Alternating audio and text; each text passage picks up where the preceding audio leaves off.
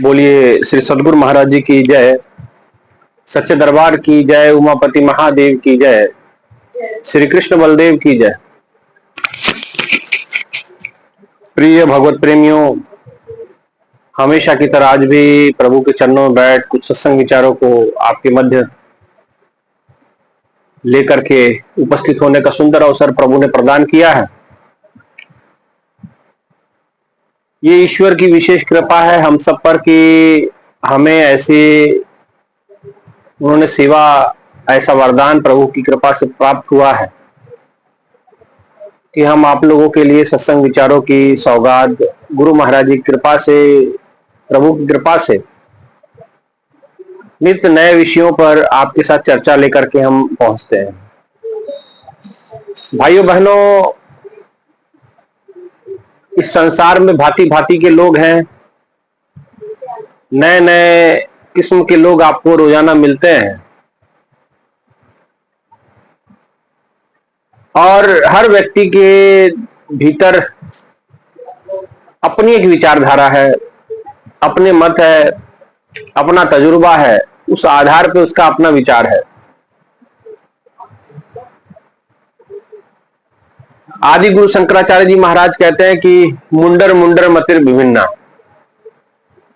हर मुंडी में मति विभिन्न होती है, अलग अलग प्रकार से लोगों की मति है। जैसे ये 5 उंगलियां, अक्सर उदाहरण के लिए हम लोग कहते हैं कि 5 उंगलियां हैं, पांचों एक जैसी नहीं होती, वैसे जीव का भी है। हर इंसान एक जैसा नहीं होता, कोई किसी प्रकार का होता, कोई किसी प्रकार का होता। इस संसार में दृष्टिपात करेंगे तो इतने प्रकार के लोग आपको मिलेंगे कि आप क्या कह सकते हैं। लेकिन फिर भी मैंने उन्हें 4 प्रकार के लोगों में विभाजित किया है।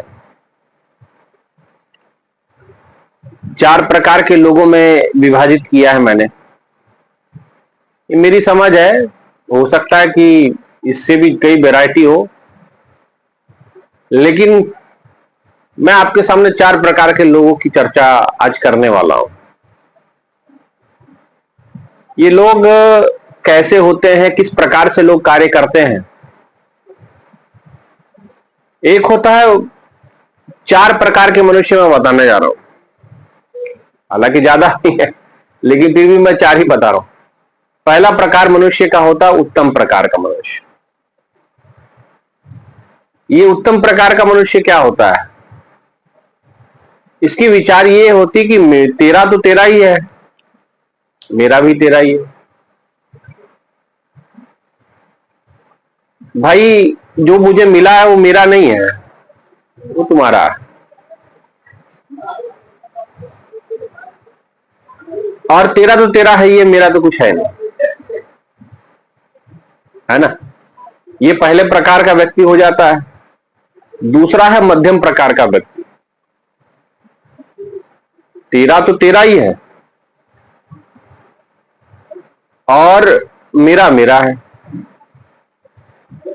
मान लीजिए मेरा तो मेरा ही रहेगा और तेरा तेरा ही रहेगा, है ना। इसीलिए ये दूसरे प्रकार के व्यक्ति हो गए। तीसरा जो मेरी नजरों के अनुसार है, वो निकृष्ट दर्जे का मनुष्य होता है। मेरा है सो मेरा है, जो मेरा है वो तो चलो ठीक है मेरा है, लेकिन जो तेरा है वो भी मेरा है। माने पराई संपत्ति में भी अपनी नजर रखता नहीं, ये भी मेरा ही है। और चौथे प्रकार के जो मनुष्य होते हैं वो ज्ञानी होते हैं। वो कहते हैं कि ये झूठा जमेला है, जो तेरा है वो भी तेरा नहीं है, जो किसी के पास है वो भी उसका नहीं है, जो मेरे पास है वो भी मेरा नहीं है। ये सब झूठा जमेला है, ईश्वर सत्यम जगत मिथ्या। ये ज्ञानी प्रकार के लोग होते हैं। ये भाइयों बहनों 4 प्रकार के लोग, 4 दर्जे के लोग मैंने आपके सामने रखी बात।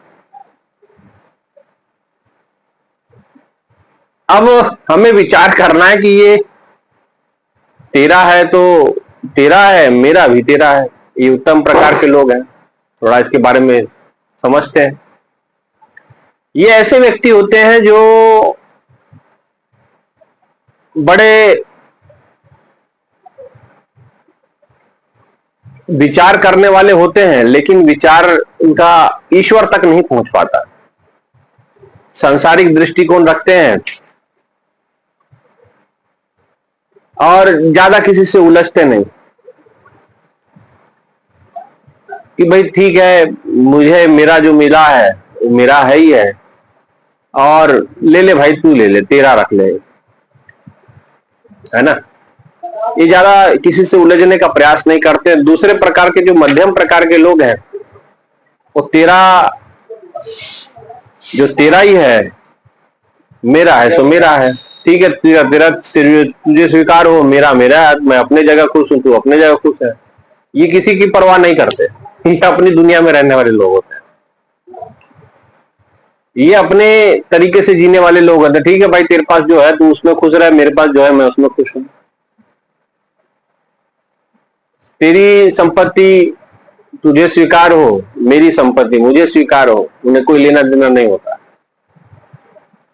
वो अपने तरीके से जीना चाहते हैं, वो किसी की परवाह नहीं करते। तीसरे जो होते हैं निकृष्ट प्रकार के होते हैं। ये जो निकृष्ट है, ये बड़े खतरनाक लोग होते हैं। ये तो मेरा तो चलो अपना तो छोड़ते नहीं है, लेकिन वो दूसरे का भी हड़पने के चक्कर में रहते हैं। अब ये संपत्ति भी हो सकती है ये, और आगे अपने किसी के लगने, अपने आगे किसी की लगने नहीं देते, अपने आगे किसी की सुनते नहीं। ये निकृष्ट दर्जे के लोग होते हैं। ये निकृष्ट दर्जे के लोग ही मुझे लगता है कि सबसे ज्यादा संसार में कहर मचाते हैं, प्रभावित करते हैं। इसी में लोभ लोलुपता आ जाती है, मोह ममता आ जाती है,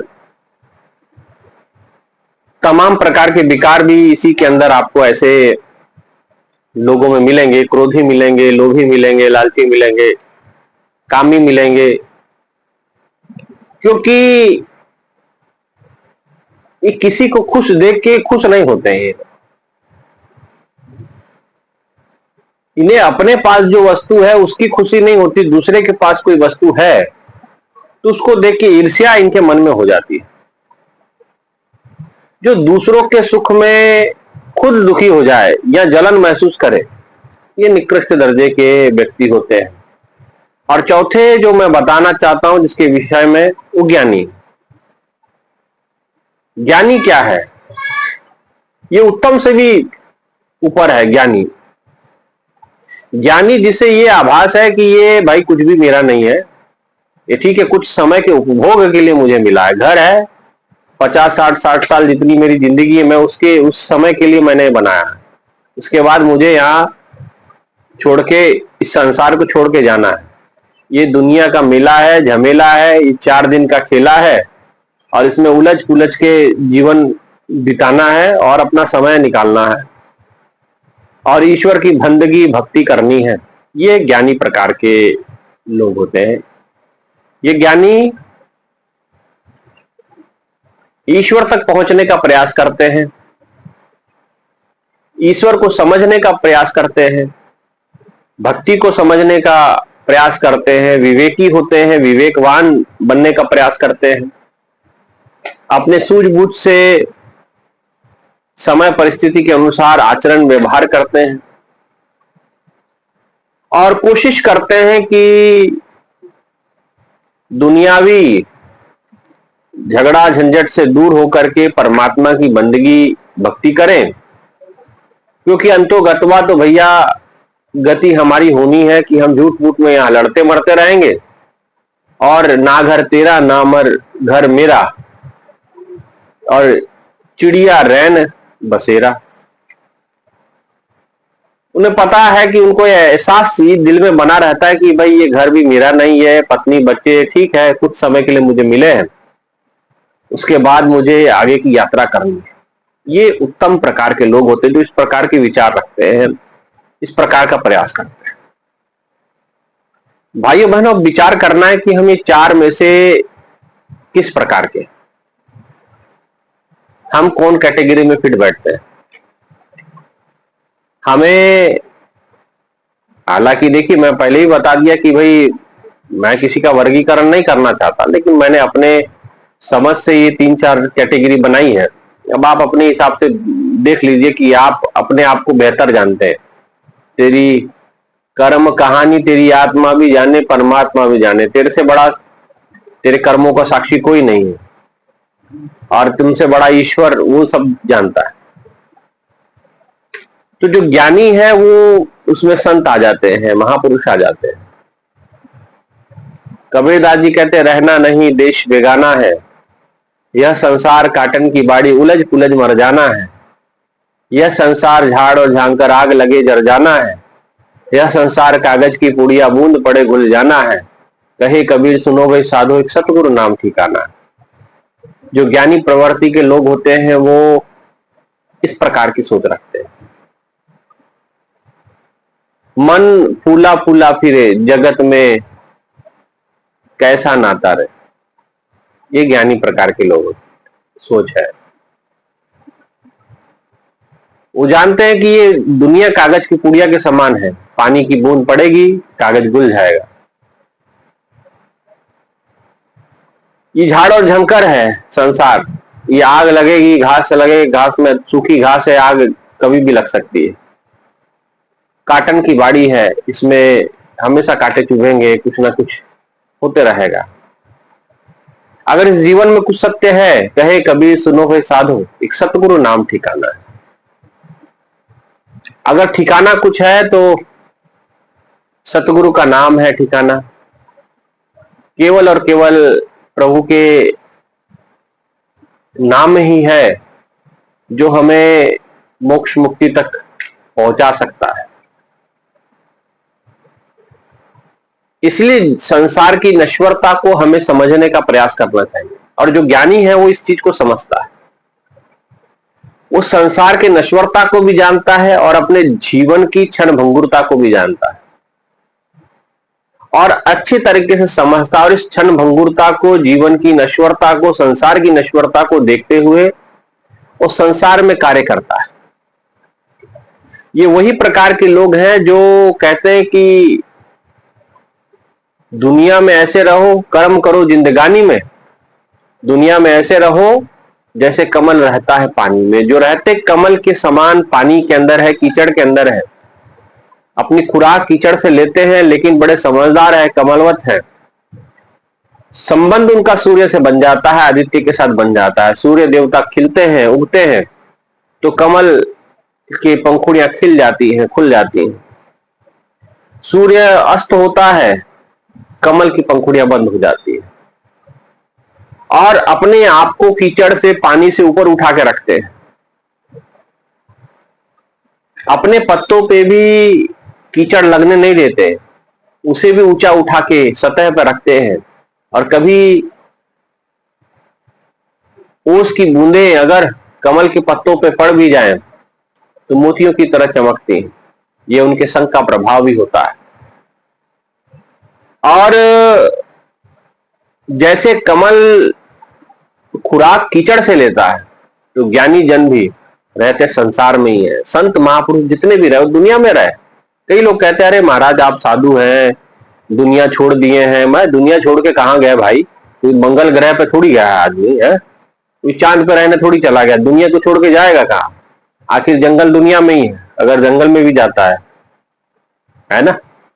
कहीं कोई नहीं जाता, सारे साधु भी इसी दुनिया में रहता है, संत भी इसी दुनिया में रहते हैं, बड़े बड़े अवतार हुए वो भी इसी दुनिया में आते हैं और दुनिया के लिए काम करते हैं। दुनिया को छोड़ के चले जाएंगे, किसके लिए काम करेंगे, किसके लिए भक्ति करेंगे?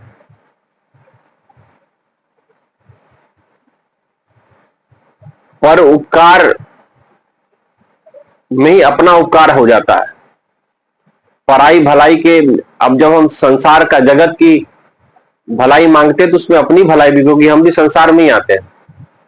हम कोई अलग से, कोई ऊपर से सीधे गिरे हुए लोग नहीं है कि सीधा ऊपर से आकाश से टपक गए और हमने धरती छोड़ दी और कहीं और ग्रह में चले गए रहने के लिए। नहीं, दुनिया में रहना ही पड़ता है सब व्यक्ति को।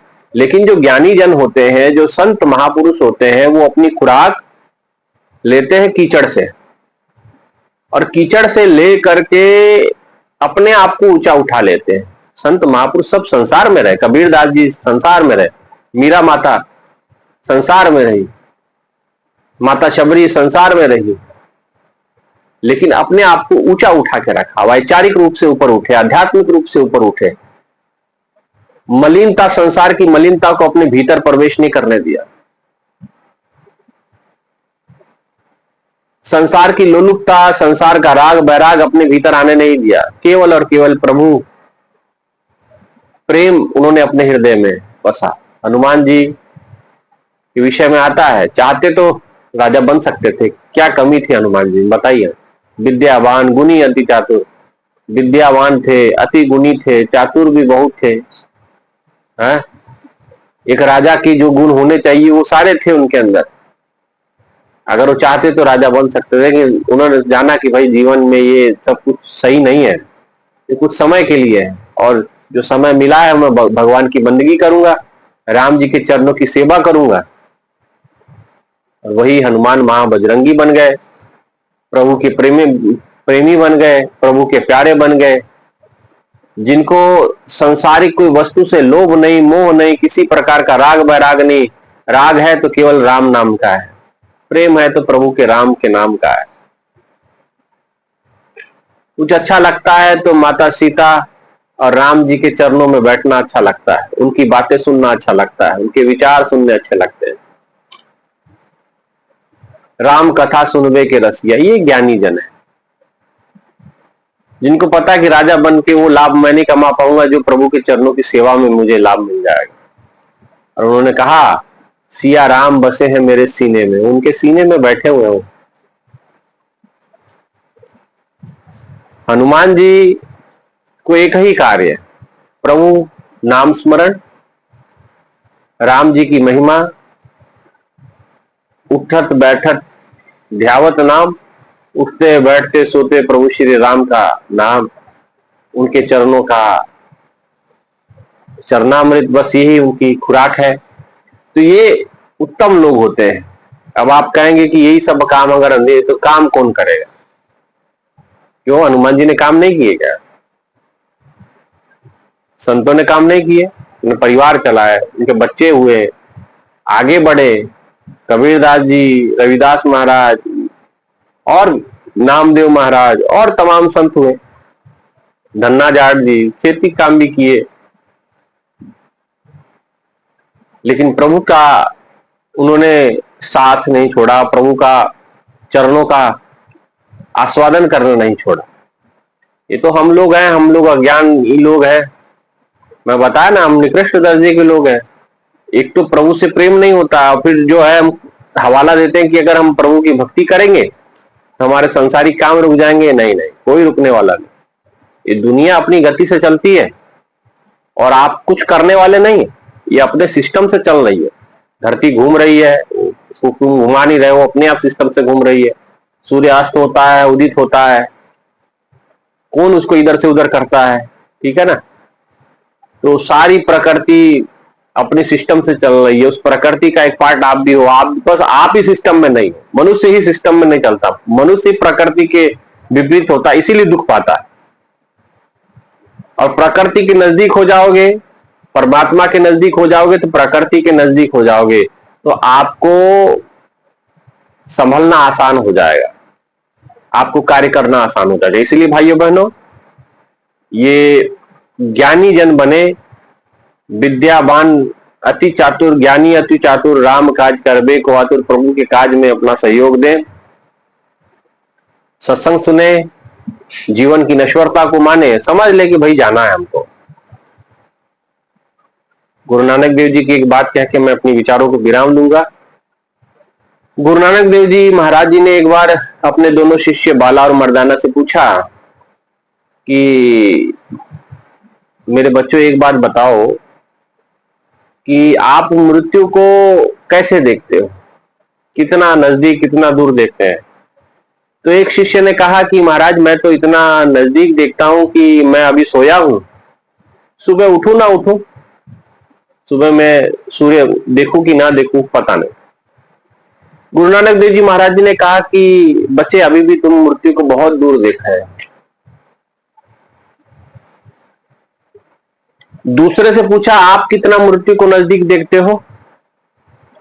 तो उसने कहा कि महाराज मैं तो इतना नजदीक देखता हूं कि मान लीजिए अभी मैं हूं, घंटे भर बाद हूं, नहीं रहूं, 2-4 मिनट बाद मैं जिंदा ना रहूं, मैं इतना नजदीक देता हूं। गुरु नानक देव जी ने कहा कि बेटा तू भी अभी मृत्यु से बहुत दूर है, अभी उसको नजदीक खींचो। तो दोनों ने मिलकर काउंटर प्रश्न कर दिया गुरु नानक देव जी महाराज जी से। गुरु नानक देव जी से पूछा उन्होंने कि महाराज जी चलो ये तो हमारी विचारधारा है, हम तो अधूरे हैं, कच्चे हैं, आप जानी जान हो, आप हमें निर्देशित करिए और हम हमें बताने का प्रयास करें कि आप मृत्यु को कितना नजदीक देखते हैं। तो गुरु नानक देव जी महाराज जी ने कहा कि मैं मृत्यु को इतना नजदीक देखता हूं कि जो श्वास मेरी अंदर जा रही है ये बाहर निकले ना निकले, मैं मृत्यु को इतना नजदीक देखता हूं। तो भाई बहनों, आपको भी मृत्यु को इतना नजदीक देखना होगा तो आपका जीवन उत्सव बन जाएगा। आप हर पल सुंदर तरीके से जिएंगे, दुनिया की चिंता नहीं करेंगे, सिर्फ प्रभु का ही सुमरन रहेगा, प्रभु का ही ध्यान रहेगा, है ना। इसलिए ज्ञानी जन बने, सांसारिक कार्य भी करें, हाथ पांव से काम कर चित्त निरंजन नाल, साथ में चित्त परमात्मा के साथ जोड़ के रखें। ये ज्ञानी जनों की खासियत है। इसलिए 4 प्रकार के लोगों की मैंने चर्चा की। ये किसी के भाव को दुखाने के लिए नहीं है, लेकिन ये मैंने अपना एनालिसिस करके आपके सामने रखी है बातें। तो आप अंदाजा लगा लीजिए, संत तो आपके सामने बात रख सकते हैं, विचार रख सकते हैं, विचार करना आपका कार्य है। और ये चारों में से आप किस जगह पे फिट बैठते हैं, आप अपने आप पे विचार करिए। और अगर कहीं ज्ञानी को छोड़ के बाकी 3 में फिट बैठते हैं तो प्रयास करिए तीनों से ऊपर उठ करके ज्ञानी बने, प्रभु के भक्त बने, बंदगी करें, साधना सुमरन करें और जीवन को सफल सार्थक करें। इतना ही कहते हुए विचारों को विराम। बोलिए बाके बिहारी लाल की जय। एक सूचना और मैं देना चाहता हूं कि अभी कार्यक्रम चल रहा है हमारा, वीडियो में कई बार क्या होता है कि हम बना नहीं पाते, समय नहीं मिलता है और लोग बहुत मिलने वाले होते हैं, फिर योग्य स्थान की भी कमी होती है कि शोर शराबा इस प्रकार से। इसलिए कोशिश करते हैं हम लोग कि बन जाए वीडियो, लेकिन नहीं बन पाती तो कोई बात नहीं। जैसे हम आश्रम जाएंगे, अपने स्थान पे जाएंगे तो वापस आपके लिए कंटिन्यू आपके लिए वीडियो आते रहेगी। लेकिन जब तक कार्यक्रम चल रहा है तब तक आप लोगों को बीच में, जैसे अब 1-2 दिन गैप पड़ गया तो हो सकता है कि बीच में पड़े, जैसे प्रोग्राम खत्म होगा आपके लिए कंटिन्यू वीडियोस आते रहेगी। इतना ही कहते हैं विचारों को विराम। अच्छा लगे तो जरूर चैनल को लाइक सब्सक्राइब करिएगा और शेयर करिए इस वीडियो को, और अपना कमेंट्स में अपना मत जरूर रखिए। कोई प्रश्न हो, कोई विचार हो तो जरूर कमेंट्स में लिख दिया कीजिए, ताकि मैं जब खाली समय होता मैं कमेंट्स पढ़ता हूं तो हो सकता है उसमें से मुझे कोई आइडिया मिल जाए, मैं आपके लिए उन विचारों को लेकर के उपस्थित हो जाऊं। ठीक है ना। इतना कहते हुए विचारों को मैं विराम देता हूं। बोलिए बाके बिहारी लाल की जय, श्री कृष्ण बलदेव की जय, उमापति महादेव की जय। धन्यवाद।